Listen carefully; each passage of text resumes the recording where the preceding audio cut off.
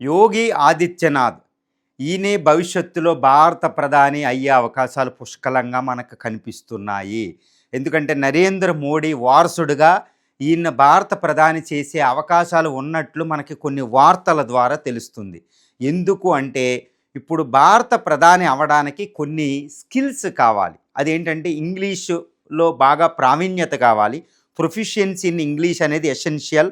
Number 2, విదేశాంగ విధానంపై పట్టు, ఇలాంటి ఆర్థిక విధానాలపై పట్టు, తర్వాత బాడీ లాంగ్వేజ్, వ్యక్తిత్వం, మాట్లాడే రీతి, ఒక ప్రధానిగా వ్యవహరించే శైలి వేరుగా ఉంటుందన్నమాట.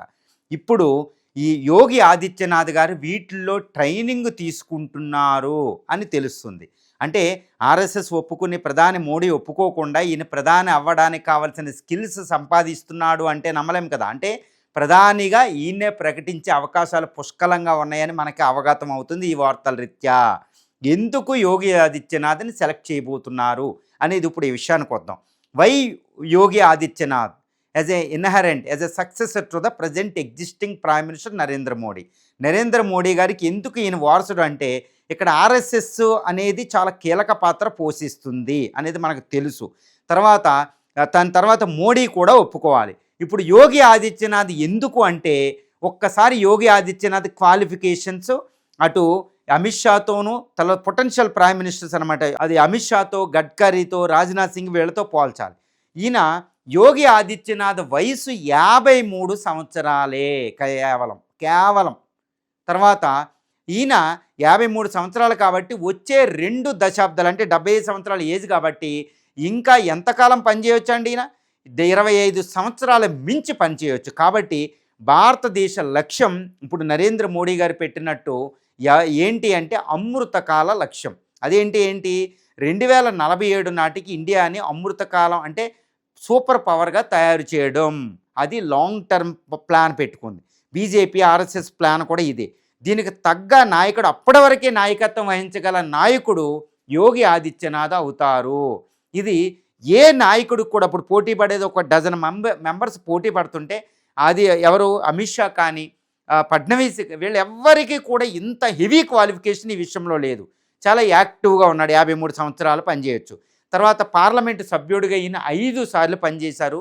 26 సంవత్సరాల వయసులో వచ్చి 2017 వరకే 5 సార్లు ఎంపీ పార్లమెంటరీ యొక్క అనుభవం ఈయనకుంది. తర్వాత 2017 నుండి ఇప్పటివరకు 8 సంవత్సరాలు పైబడి యూపీ సీఎంగా పనిచేస్తున్నారు ఈయన. గోవింద్ వల్లభ్ పంత్ అనే దీర్ఘకాలం పనిచేసిన యూపీ సీఎంకి కూడా ఈయన దాటడం జరిగింది. యూపీని పరిపాలించడంటే భారతదేశాన్ని పరిపాలించినట్టే. అద్భుతం అనుభవం. 2 సార్లు బీజేపీని అక్కడ గెలిపించడం కూడా జరిగింది. కాబట్టి ఈయనకి అపారమైన రాజకీయ అనుభవం ఉంది. కాబట్టి ఈయన పెట్టే అవకాశం ఉంది. తర్వాత లోతుగా ఈ విషయాన్ని చూసి ఎందుకు ఆర్ఎస్ఎస్ ఒప్పుకుంటుంది, నరేంద్ర మోడీ గారు ఎందుకు ఒప్పుకుంటారో, ఇది అమిత్ షాను కాదు అనేది ఒక ఎక్స్ట్రా క్వాలిఫికేషన్ చూస్తే, ఒకప్పుడు నేనే ఈ విషయాన్ని చెప్పాను, కానీ ఇప్పుడు ఎందుకు చెప్తున్నానంటే మారిన పరిస్థితులు. ఇప్పుడు ఈయన ట్రైనింగ్ తీసుకుంటున్నారు కొన్ని విషయాల్లో, స్కిల్స్లో. ఎందుకు అమిత్ షాని మించిన క్వాలిఫికేషన్ ఇక్కడ ఆర్ఎస్ఎస్ ఈయనలో చూస్తుంది, మోడీ ఇందులో చూస్తున్నారు అంటే ఒక విషయం అండి. ఏంటంటే ఈయన 1984లో అంటే అప్పుడు ఒక హిందూ మహాసభ నుంచి పుట్టి తర్వాత జనతా పార్టీతో కలిసి అప్పుడు ప్రయత్నం చేయడం, జనసంఘం ముందు, తర్వాత జనతా పార్టీతో 3 సంవత్సరాలు 77 నుంచి 80 వరకే. తర్వాత 84లో మొట్టమొదటి ఎలక్షన్ ఇది పార్టిసిపేట్ చేసి 2 లోక్సభ సీట్లు కొట్టుకుంది. ఆ లోక్సభ నుంచి అప్పుడున్న వాజ్పేయి, ఎల్కే అద్వానీ ద్వయం మొదటి తరం బీజేపీ నాయకులు అనాలన్నమాట. వీళ్ళు 2004 వరకే వాజ్పేయితో ఎండ్ అయింది. ఈ వాజ్పేయి, ఎల్కే అద్వానీ ద్వయం ఒక అద్భుతం క్రియేట్ చేశారు. అంటే ఇప్పుడు భవ్య రామ మందిరం బీజేపీ లక్ష్యాలకు పునాది వేశారు వాళ్ళు. ప్రస్తుత బీజేపీ పతాక స్థాయిలో ఉండడానికి పునాది ఎల్కే అద్వానీ, వాజ్పేయిలు వేశారు. ద్వయం మొదటి తరం నాయకులు అనుకో. వాళ్ళ త్యాగం తర్వాత 2014లో అధికారంలోకి వచ్చిన మోడీ ఒక అద్భుతం పతాక స్థాయికి తీసుకెళ్ళి బీజేపీ 3 లక్ష్యాలైన భవ్య రామ మందిరం, ఆర్టికల్ 370, అదేవిధంగా యూసీసీ ఉంటే ఉమ్మడి పౌరసత్వం 2 కంప్లీట్ చేశారు. కానీ యూనిఫామ్ సివిల్ కోడ్ చేయడానికి చాలా అగ్రెసివ్ హిందుత్వ పాలిటిక్స్ కావాలి, చాలా అగ్రెసివ్ పాలిటిక్స్ కావాలి. 400 సీట్లు పార్లమెంట్లో ఉండవలసిన అవసరం అక్కడ ఉంది. ఇప్పుడు మోడరేట్గా అంటే మితవాదిగా వాజ్పేయికి పేరు ఉంది. మోడీకి ఏంటి, ఇటు మితవాది, అతివాది, ఎక్స్ట్రీమిస్టు, అదేవిధంగా మితవాది, మోడరేట్గా కూడా 2 ఆయన చేశారు. ఇప్పుడు వచ్చే ప్రధాని అతివాదుగా ఉండాలి, చాలా అగ్రెసివ్ పాలిటిక్స్ చేయాలి, అగ్రెసివ్ హిందుత్వ పాలిటిక్స్ చేస్తేనే చాలా బీజేపీ లక్ష్యాలు చేరుకుంటుందన్నమాట. దీనికి తగ్గ నాయకుడు ఎవరు? యోగి ఆదిత్యనాథ్. యూపీలో మనం చూస్తున్నాం ఆయన క్లౌస్ ఆగరింగ్ అని, కన్వర్షన్కి ఒప్పుకోకపోవడం, ఆయన చేసే ఈ క్రిటిసిజం కూడా బుల్డోజరింగ్, ఇవన్నీ అగ్రెసివ్ పాలిటిక్స్ ఉంటాయి అన్నమాట. కానీ మోడీ ఇప్పుడు యోగి ఆదిత్యనాథ్కి, ఇప్పుడు అమిత్ షా చూస్తే అమిత్ షా ముఖాన్ని పెట్టారనుకోండి యోగి ఆదిత్యనాథ్ బదులు, మోడీ ఎవరు, మోడీ ఎలాగ ఉంటారో దానికి మిర్రర్ ఇమేజ్ లాగా అక్కడ అమిత్ షా ఉంటారన్నమాట. కాబట్టి ఈయనకి ఎక్స్ట్రా క్వాలిఫైయింగ్గా చూడబోతున్నారు అక్కడ మారిన పరిస్థితుల్లో. సో ఈ విషయం అంటే ఇప్పటికీ అమిత్ షా అనేది చాలా కంటెండర్ అనమాట, బిగ్గెస్ట్ కంటెండర్. యోగి ఆదిత్యనాథ్కి ఎవరైనా పోటీ ఇవ్వగలుగుతా అంటే అమిత్ షా ఆయన తిరుగులేని క్యాండిడేట్ అనమాట. కానీ ఆర్ఎస్ఎస్ ఈయనకి మొగ్గు చూపుతుంది అనేది, యోగి ఆదిత్యనాథ్ వైపు మొగ్గు చూపుతుందని మనకు తెలుస్తుంది. కానీ మోడీ అమిత్ షాకు మొగ్గు చూపుతున్నారని తెలుస్తుంది. కానీ చివరికి గెలిచేది ఎవరో మనకు తెలుసు, ఎవరు? ఆర్ఎస్ఎస్ఏ గెలుస్తుంది. మోడీ ఎంతటి దిట్టైనా, ఎంతటి ప్రజాదరణ ఉన్నా ఆర్ఎస్ఎస్ మాట జవదాటరు. ఆర్ఎస్ఎస్ ఇంక ఈయనే ఫైనల్. యోగి ఆదిత్యనాథ్ అంటే మోడీ ఏమీ అసలు ఎట్టి పరిస్థితుల్లో మాట్లాడరు. ఆయన అంత నిబద్ధంగా ఆర్ఎస్ఎస్ ప్రిన్సిపల్స్కి ఉంటారు. ఆయన మాతృ సంస్థను విడడు కాబట్టి, ఎంత ఎదిగినా ఒదిగి ఉండే రకం కాబట్టి యోగి ఆదిత్యనాథ్ ముఖమంటది. ఇప్పుడు యోగి ఆదిత్యనాథ్కి వస్తే ప్రైమ్ మినిస్టర్ అవుతే వచ్చేది ఏంటి భారతదేశానికి ఏంటంటే, వచ్చే 24 సంవత్సరాల పాటు ఈయన దేశానికి నాయకత్వం వహించి భారతదేశాన్ని 2047 నాటికి అమృతకాల లక్ష్యాలకు అనుకూలంగా సూపర్ పవర్స్ ఇవ్వచ్చు. అది బీజేపీ ఎయిమ్. సో అదొకటి ఉంటుంది, సుస్థిరత ఒకటి ఉంటుంది. నాయకుడు మధ్యలో మారరు, 2 దశాబ్దాల పాటు ఆయనే ఉంటారు. నెంబర్ 1. నెంబర్ 2, ఆయన వస్తే యంగెస్ట్ అనమాట. 53 సంవత్సరాలు అంటే యంగెస్ట్ అనే అర్థం. ఆయన వస్తే బీజేపీలో నూతన ఉత్సాహం వస్తుంది. అదే అమిత్ షా వచ్చారనుకోండి, మోడీ వచ్చినట్టే ఉంటుంది. కాబట్టి ఈయన వస్తే యంగ్ బ్లడ్ వచ్చేసింది కాబట్టి చాలా నూతన ఉత్తేజంతో పనిచేస్తుంది. 2, monk in prime minister seat అనేది ఒకటి వస్తుంది. మాంక్ అంటే ఏంటి? ఒక యోగి అంటే ఏంటి? ఆయనకి ఫ్యామిలీ ఉండదు, మొత్తం కంప్లీట్ డెడికేషన్. ఆయన యూపీలో ఆయన పనితీరు మనం చూస్తూ ఉంటాం అనమాట. ఇంత హైలీ డెడికేటెడ్ ఒక మాంక్ ప్రైమ్ మినిస్టర్ అవ్వడం మనం ఎప్పుడు చూడలే భారతదేశ చరిత్రలో.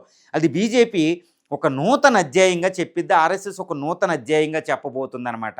అంటే హైలీ డెడికేటెడ్, ఇంకా 100కి 100% వివేకానందలాగా తెచ్చి అక్కడ 100% ఇలా ఫ్యామిలీలెస్ పీపుల్ యోగినే పెట్టేయడం అంటే ఇంకా పూర్తి నిస్వార్థ సెల్ఫ్లెస్ సర్వీస్ చేస్తాడనమాట.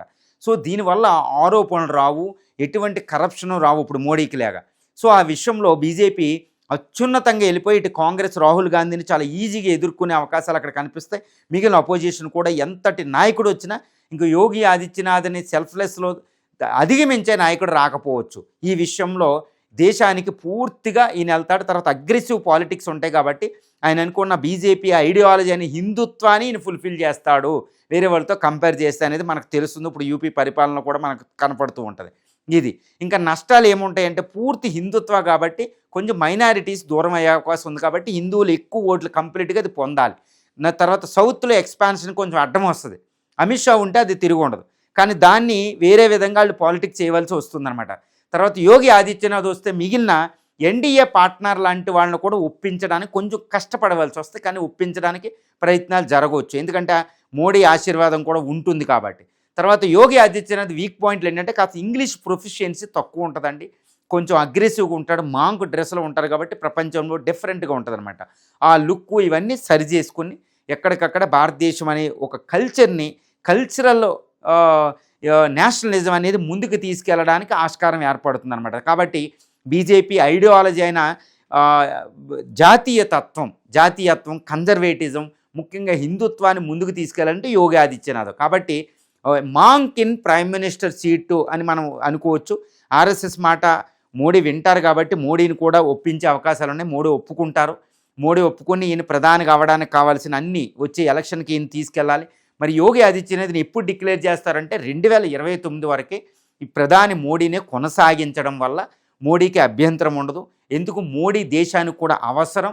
ఇప్పుడు ప్రస్తుత భారతదేశ పరిస్థితుల్ని కష్టాల నుంచి గట్టెక్కించే ఒక అద్భుత నాయకత్వం నరేంద్ర మోడీ. కాబట్టి ఆయన 2029 వరకు ఉంటూనే ఇటు కొన్ని నెలల్లో అంటే సెప్టెంబర్ 17 నాటికి 75 సంవత్సరాలని ప్రిన్సిపుల్ని దాన్ని ఫాలో అవుతూనే ఇప్పుడు పదవిలో ఉన్నాడు కాబట్టి ఈయనే పూర్తి కాలం పదవి అయ్యే వరకు ఈయన మోడీ కొనసాగుతాడని ఆర్ఎస్ఎస్ చెప్పి కొత్త ముఖాన్ని ఇంట్రడ్యూస్ చేస్తారు సెప్టెంబర్ 17 అని మనం భావించవచ్చు. సెప్టెంబర్ 17 కొత్త మోడీ వారసుడు, కొత్త ప్రధాని, 2029కి ప్రైమ్ మినిస్టర్ ముఖం యోగి ఆదిత్యనాథ్ అని బీజేపీ ప్రకటించవచ్చు. అంటే మోడీ పూర్తికాలం ఉంటారు 2029 వరకు.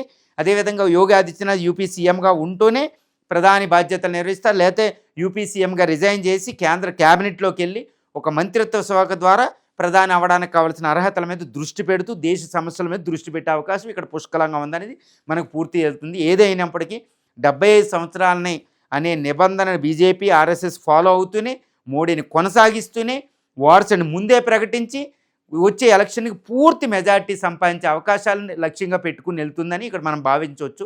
ఏమైనా మోడీ ప్రధాని సీట్లో ఒక మాంక్ రాబోతున్నాడు, ఒక సెల్ఫ్లెస్ వర్కర్ రాబోతున్నాడు, దేశ సేవకుడు రాబోతున్నాడు. 2047కి భారతదేశాన్ని సూపర్ పవర్ చేసేటట్టు అమృతకాల లక్ష్యాలు పెట్టుకునే విధంగా ఇక్కడ బీజేపీ ఆర్ఎస్ఎస్ ప్రయత్నిస్తుందని మనకు తెలుస్తుంది. అదేవిధంగా ఇప్పుడు ప్రధాని కూడా ఆయన ఆశీర్వదించే అవకాశాలు ఇక్కడ పుష్కలంగా కనపడుతున్నాయి.